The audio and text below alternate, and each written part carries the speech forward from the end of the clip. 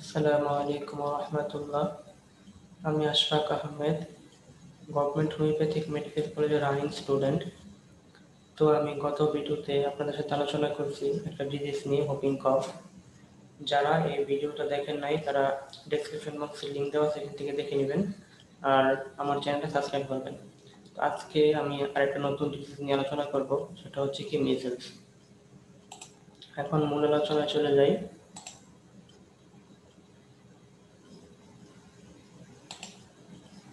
প্রথম হচ্ছে মিজেলস। আজকের আলোচনার টপিক হচ্ছে কি মিজেলস। মিজেলসের অর্গানিজমটা কি? Rubeola virus and RNA virus. Transmission কিভাবে ছাড়া? Inhalation of airborne droplet. Incubation period কত? 7 থেকে 18 দিন। তারপর প্যাথোজেনেসিস, ডিজিজটা কিভাবে আমাদের শরীরে ছড়ায় মানে তৈরি হয়। After entry into the host, এখানে হোস্ট বলতে মানুষকে বোঝানো হয়েছে। Virus replicates the upper respiratory epithelium. ভাইরাসটি কি করে? আপার রেসপিরেটরি এপিথেলিয়ামে রেপ্লিকেট করে, মানে ওইখানে এসে বংশবৃদ্ধি করতে থাকে। And then spread to the local lymphoid tissue, তারপর ওইখান থেকে লিম্ফোয়েড টিস্যুতে ছড়ায় পড়ে এবং ওইখানে যে ওইখানেও তার রেপ্লিকেশনটা কন্টিনিউ হয়। From the lymphoid tissue measles virus disseminate through blood. ওইখান থেকে ওই লিম্ফোয়েড টিস্যু থেকে মিজেলস ভাইরাসটা কি করে যে সারা শরীরে ব্লাডের মধ্যে ছড়ায় পড়ে। কোথায় ছড়ায় পড়ে? টু মেনি টিস্যু, অনেক টিস্যুতে ছড়ায় পড়ে। এর মধ্যে কি কি আছে? এক্সাম্পল হচ্ছে conjunctiva, respiratory tract, urinary tract, small blood vessel, lymphatic system and CNS. এসব জায়গা টিস্যুতে ওই ভাইরাসটা ছড়ায় পড়ে। Where they cause organ specific lesion, সেখানে যে কি করে একটা অর্গান স্পেসিফিক লেশন, লেশন মানে ক্ষত, ক্ষত সৃষ্টি করে। এক্সাম্পল কনজাংটিভাইটিস, যদি কনজাংটিভাটা যায় তাহলে কনজাংটিভাইটিস করে, লাংস থেকে যে pneumonia etcetera. In addition the virus causes transient blood profound immunity suppression. এছাড়া এই ভাইরাসটি কি করে? ইমিউন সিস্টেমকে সাপ্রেস করে ফেলে। Make the children susceptible to secondary bacterial infection, কি করে? বাচ্চাদেরকে কি করে? সাসসেপ্টিবল মানে হচ্ছে প্রবণতা, বাচ্চাদেরকে এরকম সেকেন্ডারি ব্যাকটেরিয়াল ইনফেকশনের মানে প্রবণতা বেড়ে যায়। কেন বেড়ে যায়? যখন একটা মানুষের শরীরের ইমিউন সিস্টেমটা নষ্ট হয়ে যাবে, তখন হচ্ছে স্বভাবতই অন্য যে কোনো ভাইরাস ব্যাকটেরিয়া আক্রান্ত হবে। আচ্ছা, এই যে একটা আপার রেসপিরেটরি ট্র্যাক্ট আমরা দেখতে পাচ্ছি। তো মিজেলস ভাইরাসটা এখানে প্রথমে কি করে? এখানে প্রথমে এরকম রেপ্লিকেশন করে, তারপরে এখান থেকে সারা শরীরে ব্লাডের মতো ছড়ায় পড়ে। আচ্ছা, এবার আমরা দেখি যে ক্লিনিক্যাল ম্যানিফেস্টেশন। এটাকে 3 ভাগে ভাগ করা হয়েছে। একটা হচ্ছে প্রোড্রোমাল স্টেজ, এক্সেন্থোমোটাস স্টেজ আর কনভলুশন স্টেজ। এখন প্রোড্রোমাল স্টেজ এখানে থাকে 3 থেকে 4 দিন। এখানে কি হয়? Fever, cough, red eye, runny nose, appearance of Koplik spot. এটা হচ্ছে আমাদের মিজেলসের একটা শিওর সাইন্স। আমরা যখন অ্যাপিয়ারেন্স অফ কপ্লিক স্পটটা কি? Small white papule found on the buccal mucosa against the upper molar teeth. যে আমাদের যে ওই মিউকোসা আছে, মানে বাক্কাল মিউকোসা মানে মুখের নিচে মানে গালের নিচে যে মিউকোসাটা আছে, ওইটাতে আপার মোলার টিথ, আমাদের যে মোলার টিথ আছে, আপার মোলার টিথের উপরে আমরা একটা সাদা স্পট দেখতে পাবো। এটা হচ্ছে কমপ্লিট স্পট। আমরা এই কমপ্লিট স্পটটা হচ্ছে যে মিজেলসের একটা শিওর সাইন। এই সাইনটা দেখে বুঝতে পারবো যে আমাদের এরকম মিজেলস হয়েছে। তারপরে সেকেন্ড স্টেজ হচ্ছে কি এক্সান্থোমোটাস স্টেজ। এখানে কি হয়? অর্ডারলি অ্যাপিয়ারেন্স অফ ম্যাকুলোপেপুলার র্যাশ, যে এখানে একটা ম্যাকুলোপেপুলার র্যাশ হয় starting on the 4th day of fever and it speak, মানে ওই সময় চতুর্থ দিনে 3 থেকে 4 দিন তো স্টেজ থাকে, তারপরে স্টেজ চতুর্থ দিনে কি হয়? এরকম ম্যাকুলোপেপুলার র্যাশ হয় এবং প্রচুর পরিমাণে উচ্চ জ্বর থাকে। আর rash starts behind the ear, র্যাশটা কোথা থেকে শুরু হয়? কানের পিছন থেকে শুরু হয় এবং এক্সট্রিমিটিতে ছড়ায় পড়ে সেন্ট্রিফিউগালি ইন দ্য নেক্সট 3 থেকে 4 দিনের মধ্যে। 3 থেকে 4 দিনের মধ্যে র্যাশটা কি করে? কানের পিছন থেকে শুরু হয়ে এরকম এক্সট্রিমিটিতে ছড়ায় পড়ে। তারপরে convalescent stage, symptoms being subside. এই স্টেজে কি করে? সিমটমগুলো আস্তে আস্তে চলে যেতে থাকে এবং সাথে কি হয়? এই স্টেজের সাথে 2 থেকে 2 সপ্তাহ পারসিস্ট কফ থাকতে পারে। তাহলে এখন এই যে আমরা দেখতে পাচ্ছি রানি নোজ, এটা হচ্ছে ম্যাকুলোপেপুলার র্যাশ। এই ম্যাকুলোপেপুলার র্যাশ এটা হচ্ছে কপ্লিক স্পট। এই কপ্লিক স্পটটা দেখে আমরা বুঝতে পারবো যে মিজেলস হয়েছে। আর এটা হচ্ছে ম্যাকুলোপেপুলার র্যাশ। এই যে ম্যাকিউল, এই যে পেপিউল, এই দুটো মিলে হচ্ছে ম্যাকুলোপেপুলার র্যাশ। আর এখন দেখি আমরা যে মিজেলসের কি কমপ্লিকেশন আছে। প্রথম হচ্ছে কি ইমিউনো ডিফিসিয়েন্সি করে, এন্ড সেকেন্ডারি ব্যাকটেরিয়াল ইনফেকশন হয়,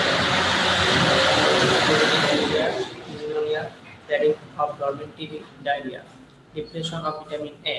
এই ভিটামিন এ এইটার অভাব হয় এখানে মিজেলসের কারণে। অ্যান্ড এই যে ভিটামিন এর কারণে যে রোগগুলো তৈরি হয়, যেমন xerophthalmia, night blindness, corneal xerosis, corneal ulcer হয়, সিভিয়ার মেলনিউট্রিশন হয়, নিউরোলজিক কমপ্লিকেশন, এনসেফালাইটিস। এনসেফালাইটিস মানে হচ্ছে ব্রেন ইনফ্লামেশন, আদার কিছু ডিজিজ হয়, এর মধ্যে স্টোমাটাইটিস, মুখে ঠোঁটে ঘা হওয়া, অ্যাকুইট ফেলিওর, এগুলো মিজেলসের কমপ্লিকেশনের কারণে হয়। কমপ্লিকেশন কখন হয়?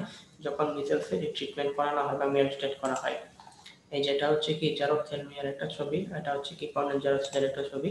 এর ডায়াগনোসিস, আমরা এটাকে কিভাবে ডায়াগনোসিস করব? মিজেলস যে হইলো কিভাবে ডায়াগনোসিস করব? মেইনলি হচ্ছে ক্লিনিক্যাল যে প্রথমে কি করতে হবে, মানে ক্লিনিক্যাল মানে আমাদের দেখে বুঝতে হবে। প্রথমে আমাদের হিস্ট্রি নিতে হবে। হিস্ট্রি কি নিব? যে contact with the measles case 7 to 15 days before the onset of illness। এই মিজেলস আক্রান্ত হওয়ার আগে 1 সপ্তাহ 14 দিন আগে কোনো এরকম মিজেলস আক্রান্ত বা এরকম ইলনেসে আক্রান্ত পেশেন্টের সাথে সে কন্ট্যাক্ট করছে কিনা। তারপরে কি দেখবো? Presence of characteristic prodromal features and orderly distributed maculopapular rash. তারপরে আমরা ক্যারেক্টারিস্টিক সিমটমগুলো দেখবো প্রোটোমাল স্টেজে, যে জ্বর, ঠান্ডা, কাশি, তার সাথে থাকবে কি ওই কপটিক স্পট দেখবো। তারপরে দেখতে পারি যে শরীরে ম্যাকুলোপেকুলার রেস্ট আছে কিনা। এগুলো দেখেই আমরা চিনতে পারবো যেটা মিডলস হয়েছে। ইনভেস্টিগেশনের জন্য আমরা এস লিটল ভ্যালু অল্প পরিমাণ মূল্য আছে, যেটার জন্য আমরা সিবিসি দিতে পারি। কমপ্লিট ব্লাড কাউন্ট দিলে কি হবে? মে শো লিউকোপিনিয়া উইথ অ্যাবসোলিউট লিম্ফোপিনিয়া। লিউকোপিনিয়া মানে হচ্ছে যে ডব্লিউবিসি পরিমাণটা কমে যাবে। মানে কেন ডব্লিউবিসি পরিমাণটা কমে যাবে? সচরাচর আমরা জানি যে আমাদের শরীরে যদি কোনো ফরেন বডি ঢোকে তাহলে কি করে? ডব্লিউবিসি এটাকে প্রোটেক্ট করার চেষ্টা করে। তো এরকম যখন রবিউলা ভাইরাস শরীরে ঢুকবে তখন ডব্লিউবিসি ওটাকে প্রোটেক্ট করতে থাকবে, এবং এই কারণে দেখা গেছে যে ডব্লিউবিসি পরিমাণটা কম থাকবে। এটা হচ্ছে ইনভেস্টিগেশন। আর আমরা মেইনলি আমাদের চিন্তা হবে কি ক্লিনিক্যাল, এরকম একটা পেশেন্টের ক্লিনিক্যাল সিমটম দেখে আমাদের বুঝতে হবে যে এই পেশেন্টটা মিজেলসের কিনা। এবার ট্রিটমেন্টের প্রথম হচ্ছে কি যে consult parents about the disease it's complication. প্রথমে রোগীর সাথে যারা আসবে তাদেরকে কনসাল্ট করতে হবে যে এটার ডিজিজ আর কমপ্লিকেশন সম্পর্কে, ট্রিটমেন্ট এবং প্রগনোসিস পরবর্তীতে কি হতে পারে। ট্রিটমেন্ট মেইনলি ম্যানেজমেন্ট, আমাদের কিছু ম্যানেজমেন্ট করতে হবে। এখানে ম্যানেজমেন্টটা কি? ম্যানেজমেন্ট হচ্ছে যে ম্যানেজমেন্ট আসলে কোনো ওষুধও না, কোনো সিস্টেমও না, এটা হচ্ছে জাস্ট একটা ম্যানেজমেন্ট করার দ্বারা আমরা রোগটাকে নিয়ন্ত্রণ করতে পারি। যেরকম কি করতে পারি? Advise parents to increase fluid intake. আমরা রোগীর সাথে যারা আসে তাদেরকে বলতে পারি যে রোগীর ফ্লুইডের পরিমাণটা বাড়াই দেয়, যাতে করে কি হয়, যদি ওটা যদি বাচ্চা হয় তো বাচ্চার ক্ষেত্রে যাতে করে কি হয় যে ডিহাইড্রেশন হয়, হাইড্রেশনটা ঠিক থাকে। আর হচ্ছে রেনাল পারফিউরেশন, যেহেতু এটাতে কমপ্লিকেশনে এরকম রেনাল অ্যাকিউট রেনাল ফেলিওর হইতে পারে, সেই কারণে যাতে না হয়, যে কারণে আমরা বলতে পারি যে ফ্লুইড ইনটেকটা বাড়াই দিতে। সাথে কি করতে পারি? যেহেতু এই মিসেলসের কমপ্লিকেশনে আমরা এরকম যে ভিটামিন এ ডিফিসিয়েন্সি হয়, সেই কারণে আমরা কি করতে ভিটামিন এ ক্যাপসুল দিতে পারি, যাতে করে prevent its deficiency and related complication, ডিফিসিয়েন্সিটা প্রিভেন্ট করতে পারি এবং কমপ্লিকেশনগুলো প্রিভেন্ট করতে পারি। আর এর সাথে আমরা কি করতে পারি? ফুড দিতে পারি, এবং এনার্জি ডেন্স মানে অতিরিক্ত এনার্জি যুক্ত ফুড দিতে পারি। কেন? কারণ যখন শরীরের ইমিউন সিস্টেমটা কমে যাবে তখন এটাকে অবশ্যই রিকভারি করতে হবে ফুডের মাধ্যমে। অয়েলি ফুড, তারপরে মোর প্রোটিনাস ফুড দিতে পারি। আর আমরা কি regular assessment and care of I, আমরা বলতে পারি যে বিশেষ করে আইয়ের যত্ন নিতে, যাতে করে কমপ্লিকেশনটা আই পর্যন্ত সরাতে না পারে। যেহেতু মিসেলসের কমপ্লিকেশন আমরা দেখতে পাচ্ছি যে আইয়ের নাইট ব্লাইন্ডনেস হতে পারে, কর্নিয়াল জেরোসিস হতে পারে, এরকম হতে পারে, যেজন্য আইয়ের বেশি যত্ন নেওয়ার জন্য আমরা বলতে পারি, পেশেন্টকেও বলতে পারি এবং পেশেন্টের যারা আছে গার্ডিয়ান তাদেরকেও বলতে পারি। একটা ট্রিটমেন্ট। এখন আমরা প্রিভেনশন কিভাবে করবো? প্রথম হচ্ছে ভ্যাকসিনেশন। যদি আমরা ভ্যাকসিনেশন আছে ইপিএসিডিউল উইথ যেটা পেন্টাভ্যালেন্ট ভ্যাকসিন আছে এটা দিতে পারি। আর সেকেন্ড হচ্ছে isolation of the case 4 days। যে যদি কারো পেশেন্ট কারো এরকম হয় যে মিডলস হয়েছে, তাদেরকে আইসোলেশন করতে হবে 4 দিন after appearance of rest, rest দেখা দেওয়ার পর 4 দিন, as they are infectious to other healthy contact, যাতে করে অন্য সুস্থ মানুষের কন্ট্যাক্টে তারা ইনফেকশন আক্রান্ত করতে না পারে। From 4 days before to 4 days after appearance of rest, 4 দিন আগে থেকে এবং 4 দিন পর পর্যন্ত আমরা কি করতে পারি? রেস্ট দেখা দেওয়ার আগে এবং পরে আমরা কি করতে পারি? যে আইসোলেশন করতে পারি, যাতে করে এই মিডলস আক্রান্ত পেশেন্ট থেকে অন্য কারো সংক্রমিত না হয়।